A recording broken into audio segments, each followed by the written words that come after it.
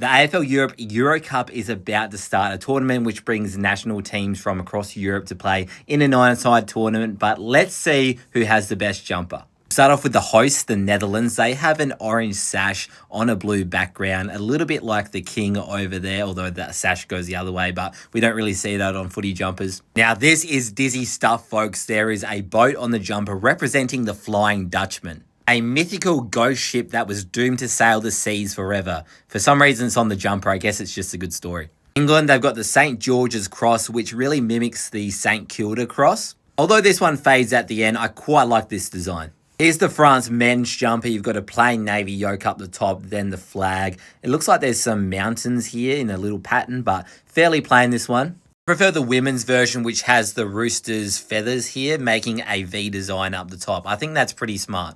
Now, Germany's jumper is the first one I've ever seen made by UHL Sport. Usually they make a lot of goalkeeping gloves in soccer. You've got the colours of the German flag in a stained glass window effect.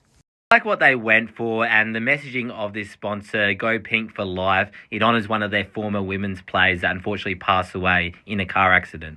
Austria Avalanche. This really makes me want to eat a Toblerone, even though they're not from Austria. Massive 2000s type of vibes with this type of collar that Nike used to use and the big logo, but I really rate it. Here's Scotland, being a Monroe. This should be my team. It's got the cross here up the front from the flag, but more of a purple, which Scotland tend to use. Then there's a subtle tartan pattern below. I think it works well.